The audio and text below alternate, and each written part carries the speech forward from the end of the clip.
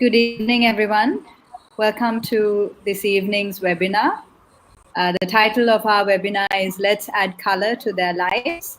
This is going to be an interdisciplinary team discussion. We really hope that you will participate and it will be an interactive session for children with disabilities. I'd like to start off this evening by talking about the objectives of this webinar. So our first objective is to demonstrate the interdisciplinary team approach. We'd like to put some emphasis on evidence-based practitioners, what we are expected to do. Also, we're going to talk about building awareness among clinicians to be sensitive to the needs of families, and also how to work collaboratively with families to be partners when we're delivering interventions, how to effectively communicate about our management plan, and also to use the ICF-CY, which is the International Classification of Functioning for Children and Youth, as well as the F words, as our key driving force when we're delivering interventions. So I'd like to start off with our first objective, which is demonstrating the interdisciplinary team approach as evidence-based practitioners. I'd like to start off by introducing our team at IATI. Over to you, Professor Samanmali. Good evening, everybody. So I'm a pediatrician working with this team. Hi, I'm Romana Fernando. I'm the physiotherapist of this team. I'm Nimisha Mutaya. I'm a speech and language therapist.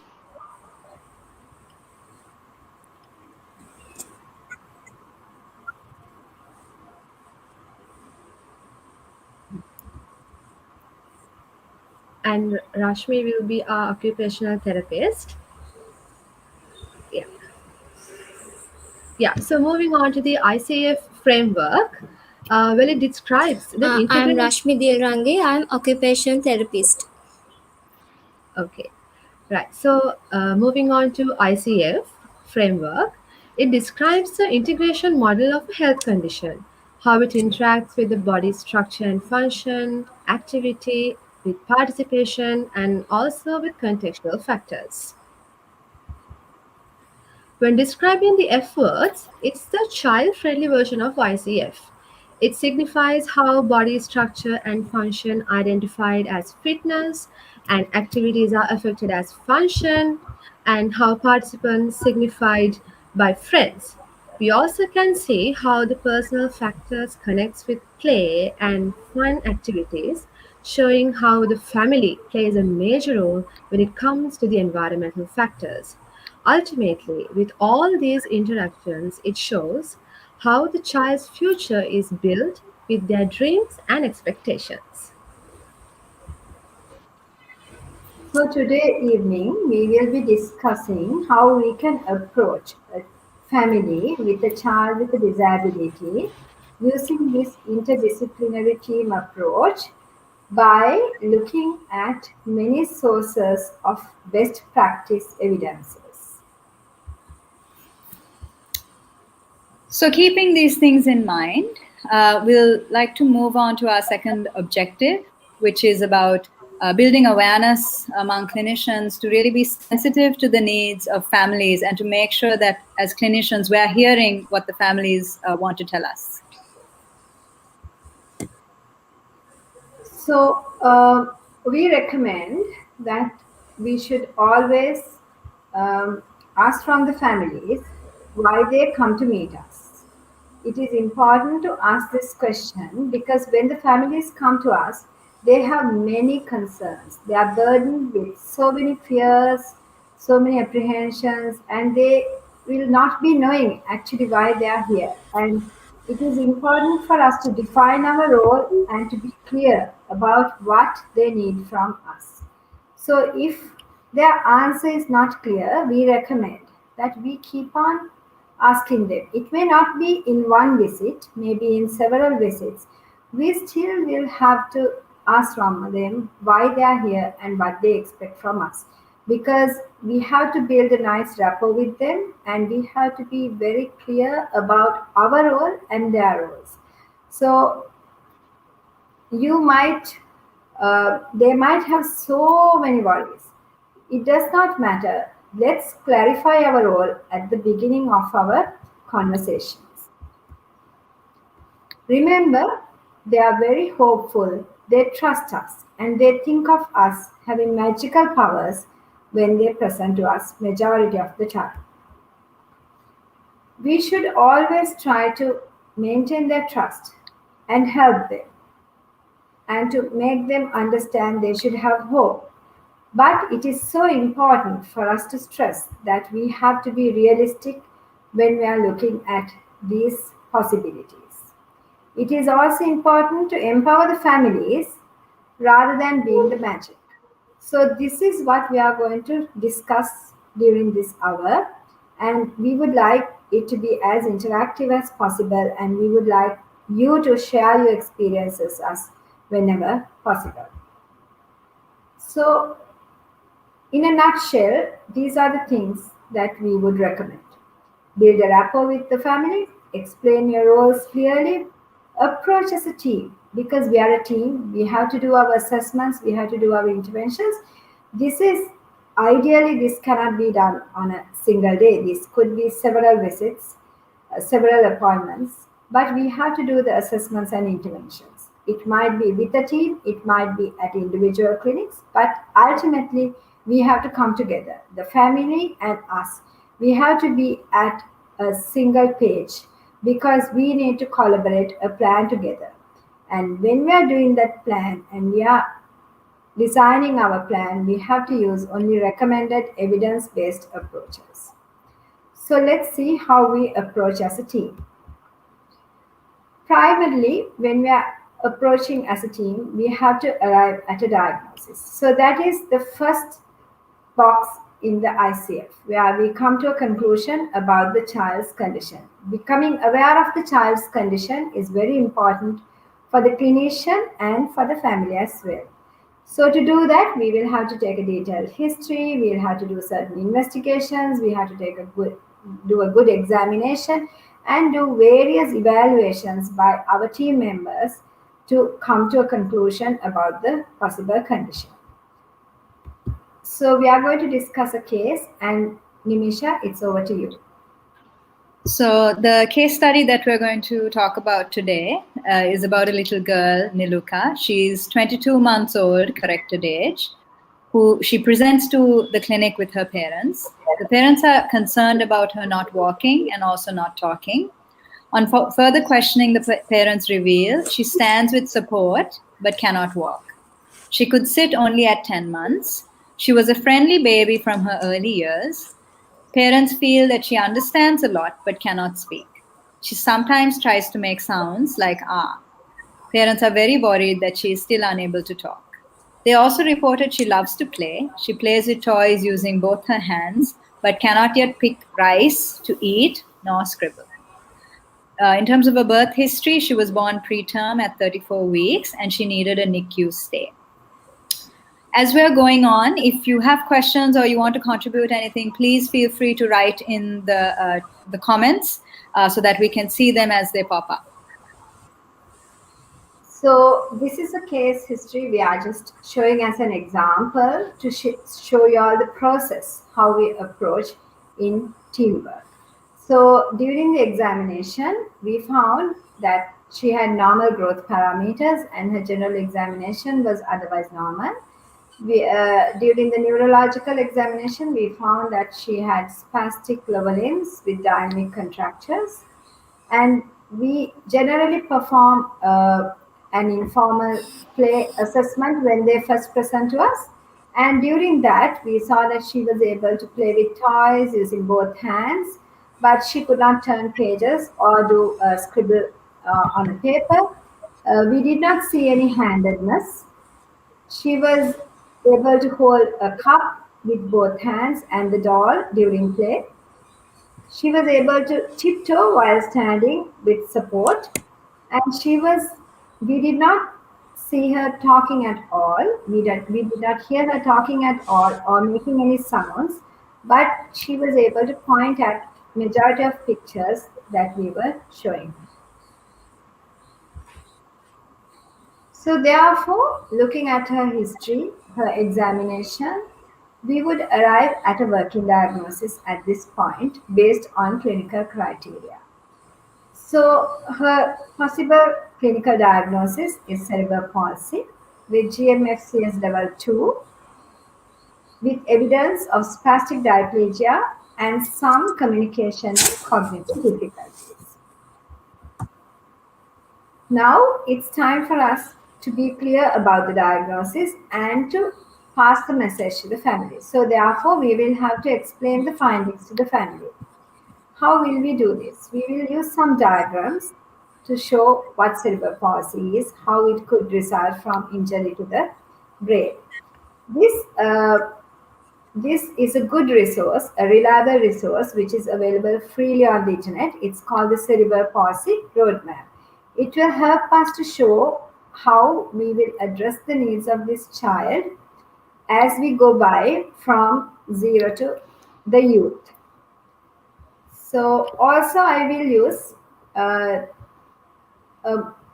growth curves diagram like this, where we will show the family that their child has achieved level 2 with regard to the GMFCS, and we will also use this to show them that the child is in this period where the child can still climb with regard to their motor skills. So therefore, it will be useful for the family to understand the potential of this child to learn new skills. This is because we want the family to understand in this situation where early intervention is possible and it will help to optimize the functions by investing on the neuroplasticity. We will also speak to them about the need for intensive interventions and the need for the family to be involved. We need to be clear about this plan at the beginning of our consultation so that further evaluations and planning and re-evaluations will become easier and clearer to the family as we go through this pathway, which might not be that easy for any of us. So now we will take you the process of evaluations and goal setting and how we can see the family getting involved throughout this process. In the assessments, we identify the strengths and difficulties of children. By that, we will be addressing the body structure and function, which is also known as fitness and activity components of the ICF-CY.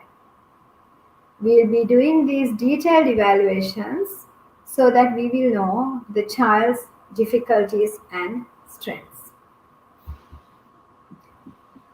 Over to you, Nimisha. So, moving on to the assessments in terms of the child's language and communication.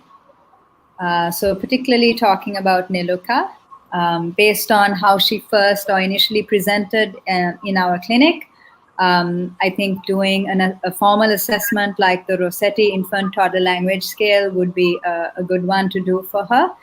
This is freely available online. So the Rossetti has not been standardized for children in Sri Lanka. However, we can use the Rossetti to get some really good information qualitatively. It's an assessment that's used for children who are between the ages of 0 to 3 years, which is one of the reasons I would use it for Niluka. She's 22 months. Particularly for this child, because we know that she has difficulties in other areas also, other than for language, the Rossetti would be a really nice tool. So it gives us information about interaction and attachment, about pragmatics, gestures, play. So not just looking at that language component alone. And then, of course, the language comprehension and expression. You can see in the Rossetti here, this Niluka's comprehension of language is almost age appropriate. But look at her expression of language. So you can see that big gap between the comprehension and expression. Another reason I like to use the Rossetti is because of the visual that it gives parents. So when I'm explaining the test results to parents, I can really show them, these are the skills that your child has, these are their strengths, and these are the areas that we need to work on. So it really helps to easily identify the child's current skill levels. It also helps to identify appropriate goals that we can work on. And the Rossetti is a tool that I've used over time to show improvement that the child has. So today I would mark it in red as the first assessment, and then maybe in a year I mark it in a different color so that I can show parents what the child has been able to achieve. Yes, so now we will be moving to the physical therapy objective assessment. As the objective assessment, I have done a GMFM, which is a standardized observational assessment for children more than 6 months of age. This addresses 5 main dimensions of motor development.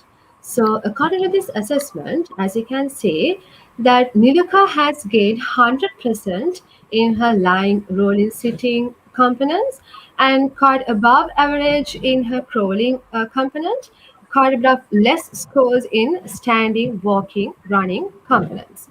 Therefore, the total outcome score of 66% rates a mobility level in GMFCS level 2 with much achieved motor skills that we have to explain to the family as her potentials. It also interprets that she could possibly walk with support. Well, not only that, this also manifests identified goal areas to improve her motor skills. So, planning interventions according to this will be done by incorporating with the child in a meaningful and functional way.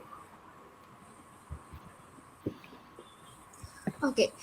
In terms of occupational therapy, there are multiple areas to be assessed because assessment give evidence to identify correct goal areas. When we talk about child progression with parents or MDT members, that assessments become a good evidence to prove them about the child progression and about the child situation.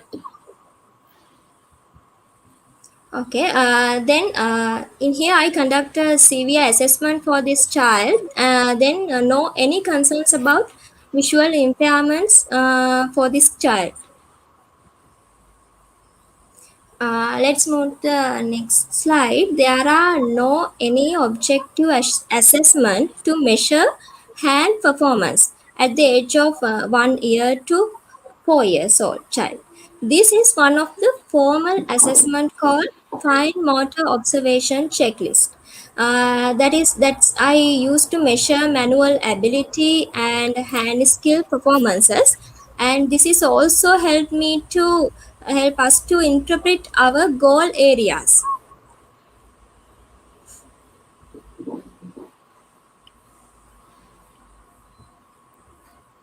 So now we have to see how we become partners with the families to deliver the interventions, because now we have gained assessments in all areas which are relevant to this child, and then we have to see how we can come together to design an effective management plan. So this is keeping with the next step of the ICF framework, which is how we can change the family and the environment and the personal factors, which together are known as contextual factors, to ensure that there is participation of this child. So our goals we will be setting together with the family to ensure that they have adequate participation according to their views as well as ours. So when we asked this family what do they want to do, what they said was, we would really love to see our little girl go to preschool in 1 year's time. So let's see how we try to address that goal. So when we are doing goal setting, we use this tool, the Canadian Occupational Performance Measure. In clinics, we usually use this.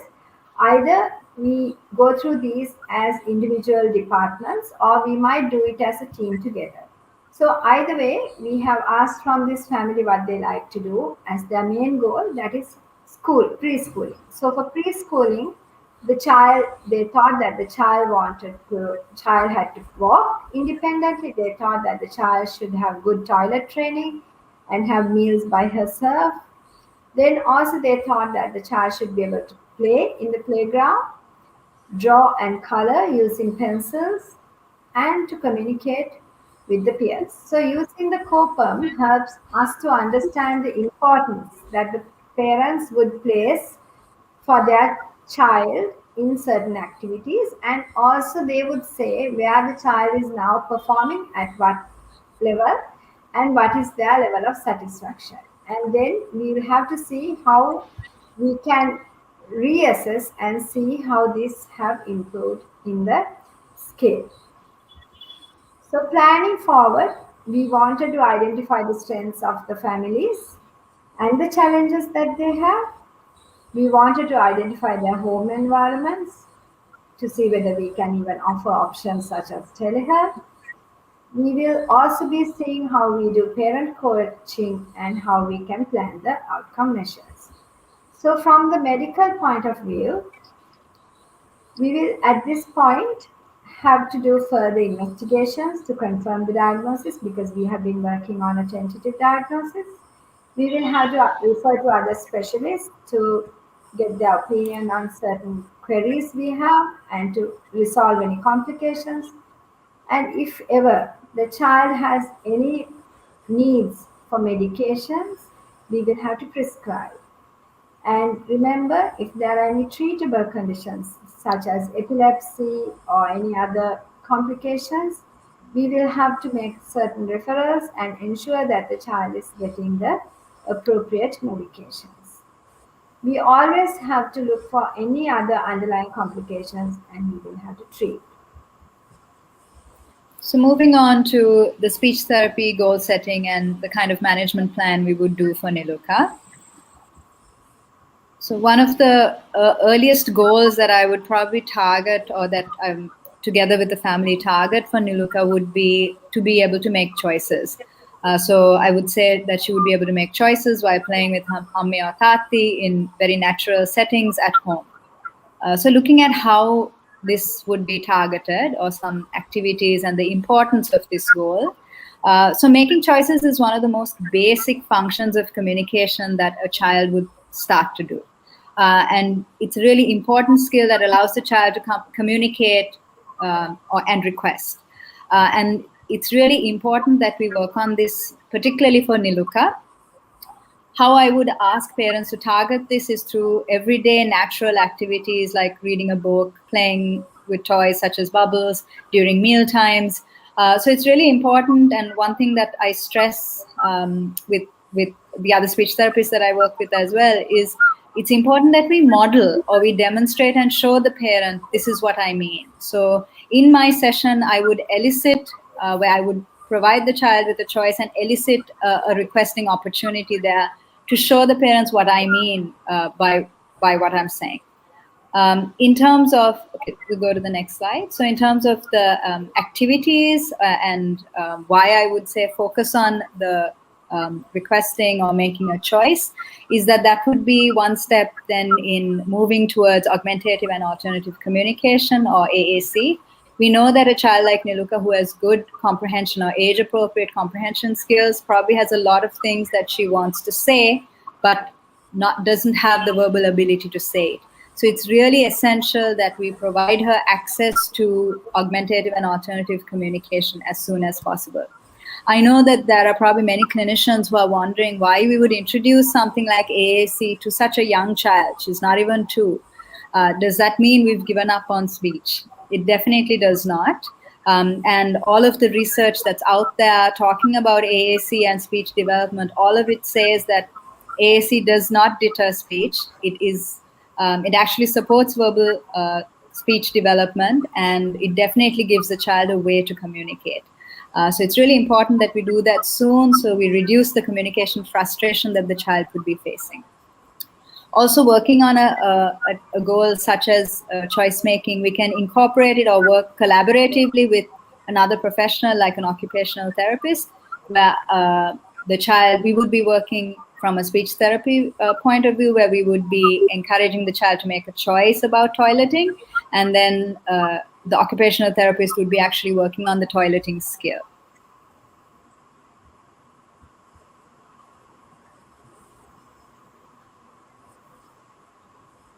Rashmi?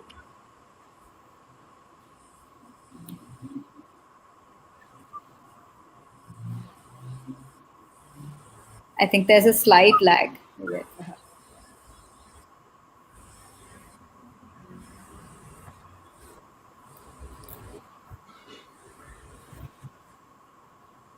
We are good with timing, so we'll wait for a minute to see whether she can. Uh,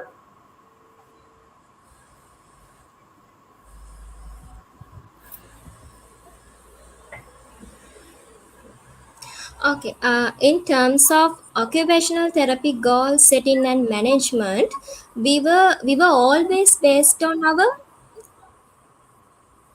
Yes, can you hear me? can hear Rashmi? Can you hear me? Yes, we can hear you. Can you hear me? Can you hear me? Can you hear me?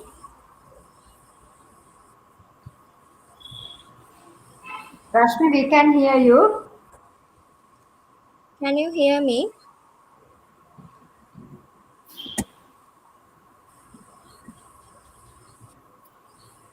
Sorry, can you hear me?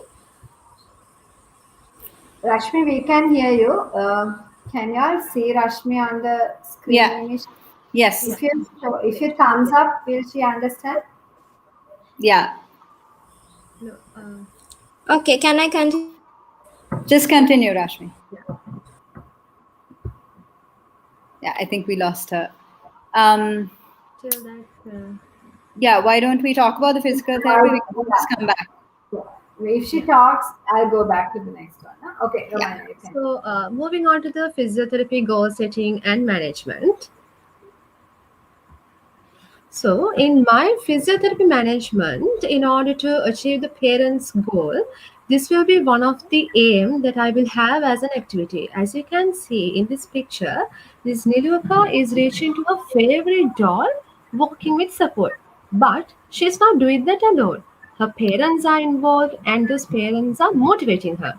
So, as a physiotherapist who is practicing evidence based techniques, by giving such an activity like this, I would demonstrate to parents how can they actively participate in this activity and how they can enjoy how can make this activity enjoyable and how they can involve to this to make this activity fun.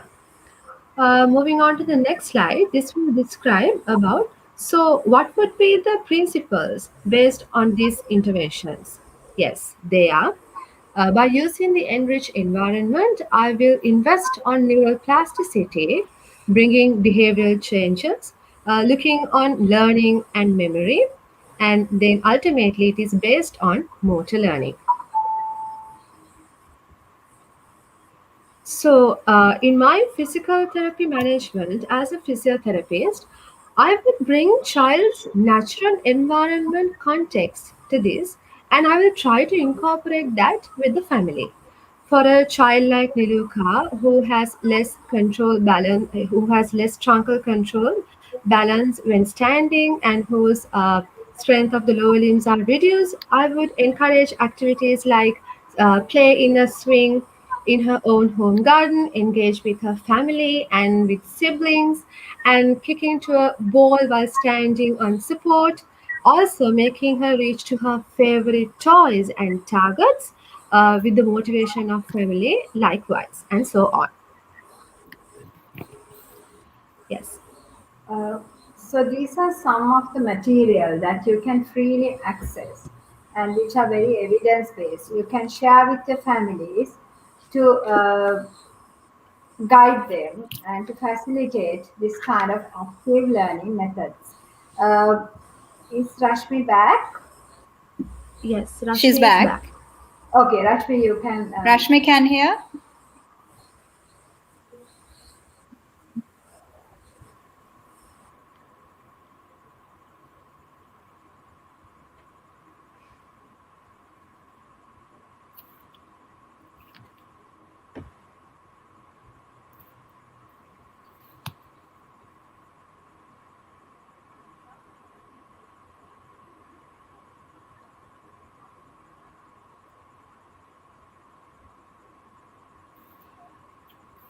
Romania, you want to talk to Rashmi and check? Yes, I will. So she's trying. No, she's reconnecting. No, I maybe No, let's yeah. wait. Okay. She's trying to reconnect, I think.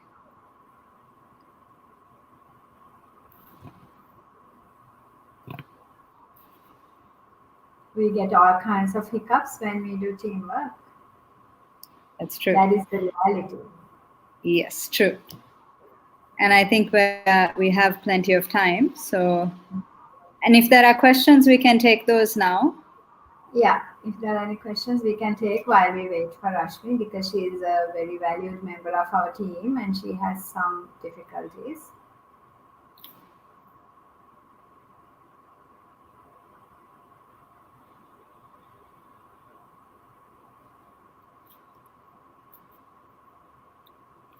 If Rashmi can talk over the phone, we can still put it on speaker and get it across to the viewers.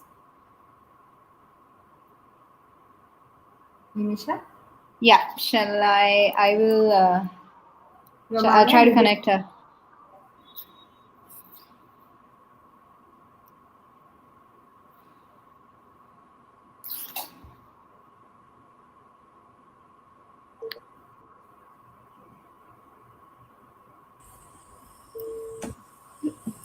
Yeah.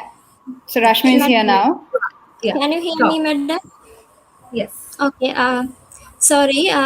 Okay. Now I move to my slide. Uh, okay. In terms of occupational therapy goal setting and management, we are always based on our objective assessments and informal assessments. So, we use those assessment findings to identify goal areas that we should address. We were identified several goal areas, but in here I mentioned one goal area, that is child should be able to eat food herself. So it is no matter how is the way she eats food. Our ultimate target is make her independent in feeding. Okay, let's move to the next slide. To improve her hand performances, we planned several activities. So, most important thing is become coaching the parents or caregivers to do these activities in a meaningful way. So I use these kind of pictures or videos to describe them what I am expecting. uh, in here we do not only focus on how to improve the child's fine motor skills. That activities that we choose have to combine with fun and interactive play also. Okay, in next slide, uh, yeah, this slide you can see how nice children are doing potty training with fun and interactive play, as well as when we practice scribbling. When we practice scribbling for the child, we can interact their siblings with the child. That most of the parents do not have an idea about these kind of things. So as therapists we should coach the parents how to make the activity interactive, fun and play. Okay, they need that parents need good guidance, because parents are the best therapists for the child, so that at that time they will practice those things in home environment. And so keeping so we therapists need to keep the role with the family is very important. Thanks, Rashmi.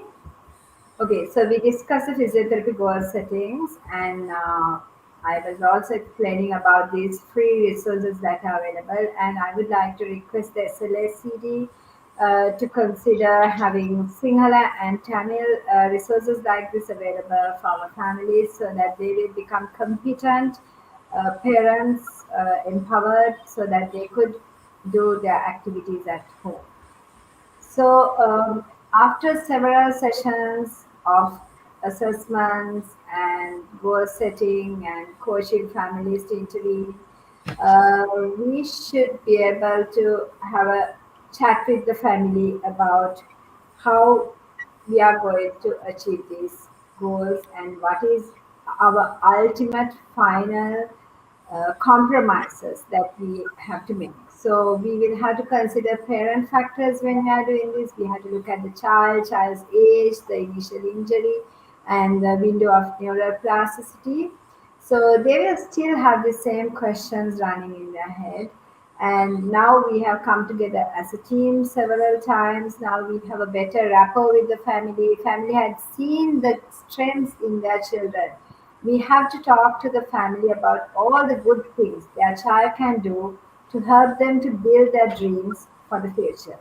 So, in such a situation, in a case like this, it's always there could always be some compromise, but there's always color added to the life. So ultimately, we'll have to come to a decision where the child will go to preschool in 1 year, but she might not be able to independently walk still. We'll be still trying that, but she will use a walker and she might have to use AAC while at school and maybe some kind of adapted material for scribbling, etc. So, however, our family needs to be happy at the end, and our child needs to be able to participate in the society, which is her preschool. So now that is the end of the session with regard to the first case that we discussed. And we wanted to showcase how we come together as a team, how we bring about the family here. And now we are going to discuss another, we are going to briefly summarize another client whom we have seen. And Dr. Nimisha Muttaya will take you through that case. So the second case we're going to talk about very different to the first case study, but as Madam said, we wanted to kind of switch gears here and look at this second case from a very different perspective. Obviously, this individual we're going to talk about is older, and so we're not going to be able to apply the same kinds of principles that we did with the first case. So we want you to think about this case and brainstorm as well. So Praveen is a 14-year-old adolescent with a diagnosis of autism spectrum disorder, ASD level 2. He's attending a mainstream classroom. His academic level is below that of his peers, and his parents report that he can't focus in class. In addition to this, they also shared some key findings, or we found these were our key findings. So the ADOS was completed and his autism diagnosis was confirmed. He has a limited attention span for academic tasks. He has difficulty socially interacting with his peers. He still needs some support for areas like bathing, and he has difficulty managing his anger at times. So you can see we have depicted his mom, who is very worried and who's very concerned, and they are talking with us as a team. And obviously, we want you to think more than and further from the previous case we discussed. So this is a child with an established disability, but however, we have to think how we can ensure participation for this child in the specific environment that he likes to be with his friends and the classroom. And in such a situation, we will have also other professionals getting involved, like the child psychiatrists, counselors, educational psychologists, clinical psychologists. So we will have a different team of people altogether. Maybe even the pediatrician is not there in this scenario. So, however, we need to also think about the external collaborators who may not be within your team at this point. The teacher, the home environment, the school, the friends. So we need to address many other aspects other than the first plant we discussed. So we wanted to show you all when we are approaching children with disabilities, it is a very individualistic requirement that we have to address. So we can't have one size to fit all. We have to look at it from different perspectives. So every child who comes into our consultation, as all of you are aware, because I'm sure it is a very experienced audience that we are having today, as all of you may be aware, they all have their different concerns, dreams, problems, etc. So we need to address this in a different way. Anything else, Nimisha, you need to add here? So we would like you to consider these possibilities and how we are going to address these. Nisha? Yeah, so these are very real dreams and frustrations that are shared with, that have been shared with us. Uh, we know, particularly with older individuals, like older adolescents moving into adulthood, how worrisome that is for parents living here. Their biggest question, they're worried about the future. Who is going to take care of my child when I'm no longer around? Again, parents were also really concerned about no friends in the school. Class teacher is saying he needs a teacher assistant to help him with his academic work. He's not following academic instructions in the classroom. What do we do? So all these frustrations that the family comes with, and these dreams that they want for their child. So in such a situation, it is important that you encourage the family to think, what are the good things I can think about in my child? What are the things that we can boast about in our children? I'm sure if we ask the families to think about it, they would be able to come out with some kind of plans, and then we would be able to facilitate. It's a very long discussion you need to have with your own teams and families if you are looking after children of such age and with such needs, or even maybe worse and more difficult needs. It's where we all as professionals should come together to change the situation in Sri Lanka with regard to adults and adolescent children who may be having major severe disabilities. So this brings us to the end of this webinar, and I would like to summarize today's findings, and we would all come together as a team to give this summary. So from the medical point of view, I would like to say it's always better if we can detect early. So never let go of a child who comes to you with a development need. Keep track of them, just check what is happening, and treat and manage whenever we can any treatable conditions. Always be realistic and objective because we don't have magic hands. Have an evolving approach. The diagnosis can be evolving at times. Always work with your team. Work with your team and collaborate with them. Make the family central.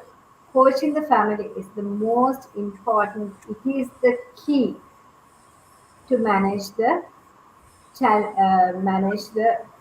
children. Remember, it will also be very, very challenging.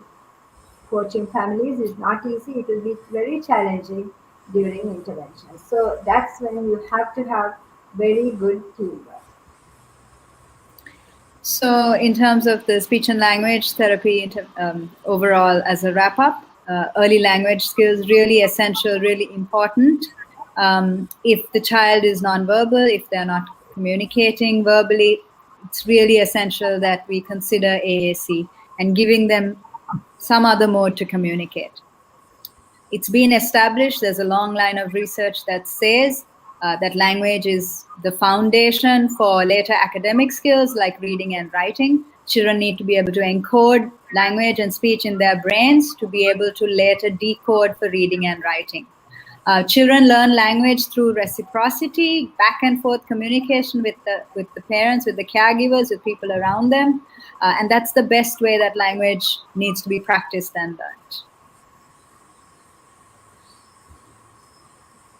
Okay, on my occupational therapy point of view, children are not machines. They are developing their skills through play and experience. So we should make our intervention, our all interventions more fun and play based. That is the best way to improve the child physically, socially, cognitively. Uh, this is the way to improve our child in all aspects of the life. Yeah, so in terms of physiotherapy, I would like to emphasize that for a child to learn motor skills, it will be realistic when they are doing it they are in their own natural environment, because a child is attached to her surrounding and family or caregivers. So by making the environment challenging but in a fun way, we would give this child more opportunities to explore many things. So, as closing remarks, I would give some tips on teamwork. We all need to understand and accept that teams are very diverse. We may be dark, we may be fair, we may be coming from one end of the country or the other end. We may have different attitudes, skills, and knowledge. We may be old, we may be young, we may be traditional, we may be modern. It really does not matter. We need to come together onto one platform to make things work for these children and for these families. And for that, we have no escape. We have to discuss, we have to practice and show our own skills based on evidence based practices. It is very important that we conduct continuous professional development as part of our teamwork within our teams. So if at the moment, if you all are not working as teams, please come together. It's not, sometimes it's not very pleasant. Of course we all have our differences, but it does not matter, because when we are in one table, it all dissolves because we all see the need of the family. It's very important that work together in one room. I know it might be difficult during the COVID time, but try to use a big room so that you have enough space and enough ventilation. Always try to be reflective. We have to reflect on our practices. What we may be doing today may not be relevant tomorrow. It may not be any more evidence based. So it is mandatory we just reflect upon our practices, we share knowledge, experiences, and become evidence based practitioners. Most of all, we may have differences, we may think differently, but we have to respect and support each other in our teams. Otherwise, it's very difficult to take this movement forward. So, thank you everybody for joining. Now it's open for discussion. So I see some really great questions coming in. So we can take those. Do you see the questions on the right? I can't So you click see, on but comments. Click on comments. Shall I read the question? yeah, You you see? can. You see? Yeah. The first question is the assessment conducted collaboratively in one session, or is it few individual sessions by OT, PT, and SLT? I might answer this first question. When we get a first visit child, generally we do a basic assessment together at our center. That's how we work. It doesn't need to be always. If we have too many plans coming in at one time, we might not be able to do that. But we try always to do a basic assessment together. However, It's a it quick, brief assessment. yeah. So a lot of informal assessment, like just as we explained in the case, like a play-based assessment where we all look at the child and then come to conclusion. Then it will take a few more weeks to months to complete the entire discussion that we had today. Yeah. Second one is, if clinicians do the assessment separately, is there a team meeting to discuss results? You want to talk about it, Nimisha?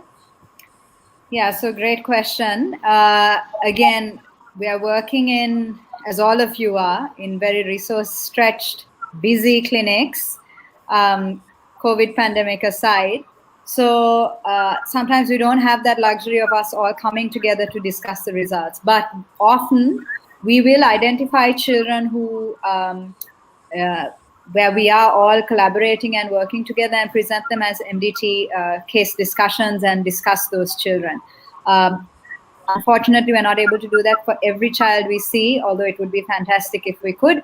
But we do. We have an MDT discussion once a week where we identify children who are particularly complex and we discuss that.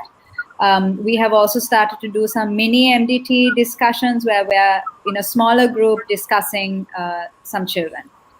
Yeah, so we are not able to come together as a team to discuss results always, but it happens very ad hoc in an informal way. So it may not always happen in that formal manner. Yeah, we conduct about, if we say, we conduct about 10 to 15 mini discussions per week. It could be between the pediatric neurologist and the team, or it could be with the pediatrician and the team. So altogether, we run about 10 to 15. I think on a normal week, we have about 400 plans coming to see us. So it's quite a small percentage, and we do MDTs. But this 10 to 15 can be increased about 20 if we need to. And so if we have about 1,000 case base, I think within a year, each client will get at least one MDT. So that is our aim. We may be missing a few, but that's how we are working. We are working around the numbers. It's very important to have good systems in your clinics. We are in the process of doing it. We haven't still achieved it. And just to let you all know, we are just a snapshot of our team. Our team is huge. We have a lot of other very valued members. Then about counseling families, yes, we do come together in these team meetings. Some families sometimes get more than one team meeting, which may not be fair, but some families have such complex needs, so there are often times that we come as teams to meet those families because we think that they need support. Most parents in Sri Romania Lanka. or Rashmi, do you want to answer the question about working together during goal setting? Yeah. Yes. So again, Like it how we reflects to do. what we discussed today. We always come together as a team, and then we discuss and we respect and we ask from each and every member how we're going to manage this, what will be the goal that we'll be setting, what will be the aims that we will have, and what will the next reassessing date that we have likewise. So always uh, I'll always madam say that we will be seeing this child like around like 3 months time, so then at that time there should be this goal and this goal and this goal. So we are making it to make it a realistic thing. We are working hard, we are setting uh, we have to keep in mind that we have to set not the unrealistic goals, but yes, with realistic goals. We are doing that as a team. I think it goes together with the next question, or because there is a query saying that most parents in Sri Lankan setup are not capable of understanding the child's situation, and they will have unrealistic dreams and a future for their kind, for their kids. So, how can we manage these parents? From my point of view, actually, I was also thinking like this about these children. The day that I learned Kopam, I actually thought that Sri Lankan parents cannot fill a Kopam, but I think Romania and Rashmi are the ones. Majority of the time, the Kopam is filled by our PT and OT teams. And I think they will talk volumes about how well and how good families are about it. Romania or Rashmi, you want to add about it? Uh, Rashmi, you want to add something? Like, Yes, madam. In the Copan, we most of the time we ask from the parents what they need, and we as a client centered center, we need to know what is the point of view of the parents. So we we give the chance, we give chance to them to identify what what they need for do this their child. So for the goal setting, we use those findings of the COPAM. We not only our goals, we discuss with parents and start the goal setting. Yeah, even families where parents are not even educated up to O levels, they can actually, if you, I recommend that all of you use Copam and see. It's amazing how families come around with things that they like to see, and then we tell them we have a scale of 1 to 10 what do you want to tell, and they will tell you. It's very interesting how they identify the goals for their own kids. I recommend that you all use it. And otherwise, if you think that they are unable to understand, just talk to them about the specific milestones that they can reach, and try to tone down if possible. Give them some time to do something over a certain period, like at least give them 6 to 8 weeks to see any change. And then ask them to come back and say, okay, did you do that? Do you think how it's going to work now? So give them, build that awareness, insight in themselves. That is what is called empowerment. That's all right. Only few questions. Any other questions? So one more thing to add to that question about teamwork together during goal setting. We also do co-treatments together. So, it might be the OT and myself, or the PT and myself, where we are working together collaboratively and trying to achieve certain goals. So those kinds of sessions are also really helpful, where I can tell the OT, so this is what is this child able to do this? Is this realistic to expect of this child to do this in terms of communication? And then she will tell me, okay, in terms of motor, yes or no. And then we would set our goals based on that as well.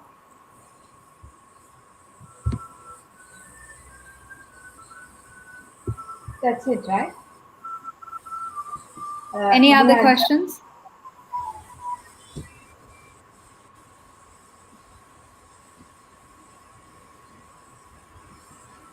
Okay, if there aren't any questions, I think we can wrap up the session. Before we wrap up the session, I think we have to say a big thank you to SLSCD for giving us, our team, this opportunity to share with you all how we approach children with disabilities. We are very clinical, we are very scientific, but we are also very evidence based, and we always update ourselves. In our team, every week we have a CPD session conducted by our own clinicians. We read articles together, and we are always doing positive things to develop our own selves, our own professional development. So we recommend that you all take this chance, you all sit together with your clinicians and try to develop this. You will understand. You will understand how well we can build our teams and empower our families. Somebody is asking, do you accept the parent empowering in child development? Definitely, we do accept parent empowering in child development, and there's nothing else other than parents in child development. We are nowhere.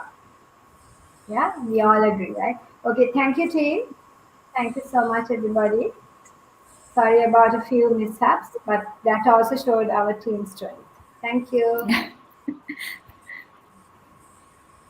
Thank you. Good night. Have a great weekend, everybody. Good night. Thanks.